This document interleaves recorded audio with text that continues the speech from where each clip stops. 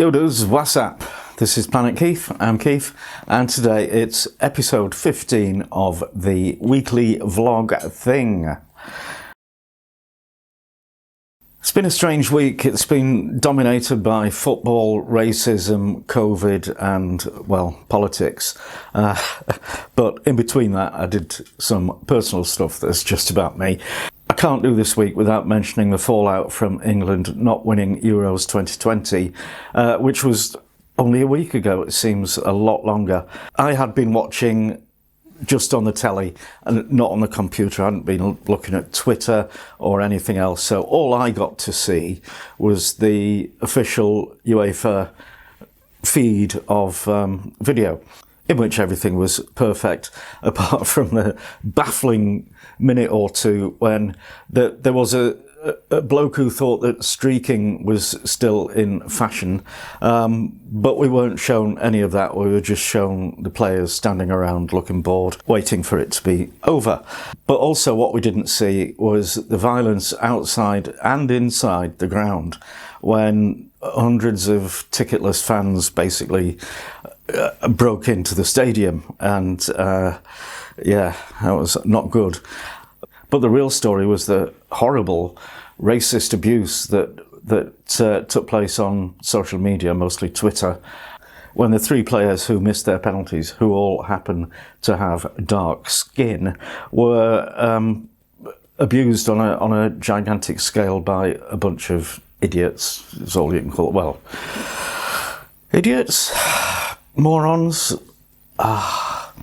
I don't know, I just don't get it. Anyway, they are being tracked down and they will be prosecuted. On Tuesday, we saw the mural of Marcus Rashford in South Manchester that had been graffitied, and people had come out and covered the vileness with messages of love and whatnot. And then the original artist had come and painted over the horribleness, and I do hope they've got some CCTV trained on that now, so that if anybody dares to have another go at disfiguring it, they'll be found. Then Wednesday, some of my own thing. I actually finished a project. No, I didn't. I worked on a project, the cladding the back wall. I think I mentioned this last week, so it is done now. It wasn't done on Wednesday, but I did spend about half the day doing that. Thursday, round about this time each year, there's the Great Yorkshire Show held near Harrogate, and it's a farming agricultural show. And Mrs. Planet has always wanted to go to it. I'm not so bothered, but I'm sure it'd be a great day out. However, as usual, we didn't get organised in time, and we could have actually done it this week because Mrs. Planet is off work. But yeah, we didn't get organised, and so it didn't happen. But it was on telly, so I watched this episode, and I was, well, frankly, I don't know, disgusted, appalled, entertained, educated. A French chef was shown doing his way of making Yorkshire puddings, which is a kind of total ooh la la. It goes completely against everything that I've ever been told about Yorkshire puddings. His mixture is 1/3 eggs, 1/3 milk, 1/3 flour. He mixes it, leaves it overnight. The next day, pours it into his pudding tins with cold oil. Cold oil. This is just not right. And then he bakes them, and they come out this tall because they've got 7 eggs in, and apparently are quite good. So I think I'll have to put on my stripy jersey and have a go. Friday, you'll remember from last week, I got a flat tyre when we went to visit my sister.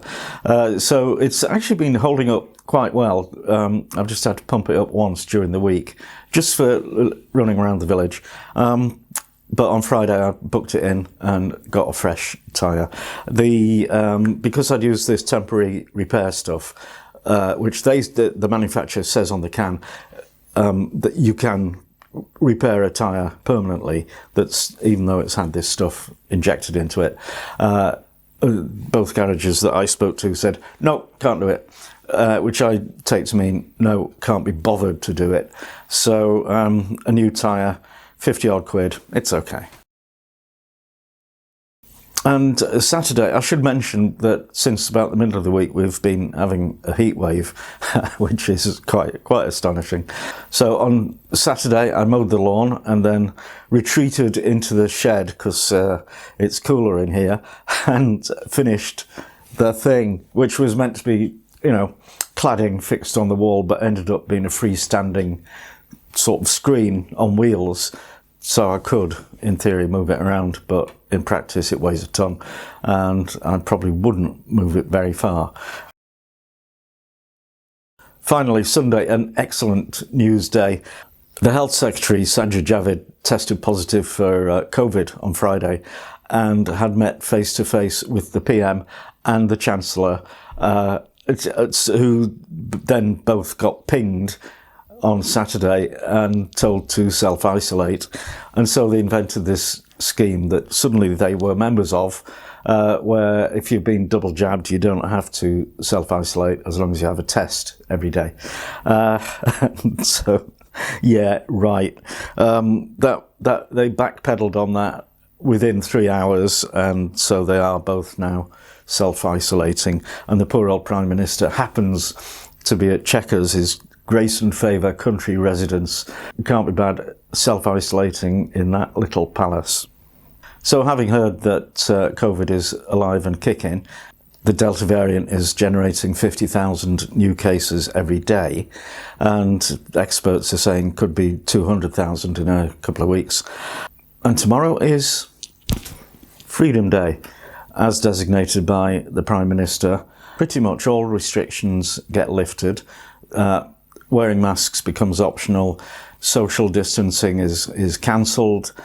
Everything supposedly back to normal. And so I'm just pleased that I don't have to go and work in an office, use public transport, and I'm certainly very pleased that I don't have to go to any nightclubs because, well, I'm scared. It's way too soon to be doing this. And yeah, we're going to have another lockdown in September, October. It's just inevitable. I despair. Anyway, that was my very exciting week. I hope you enjoyed hearing about it. And well, see you next week if I don't get COVID. Tra.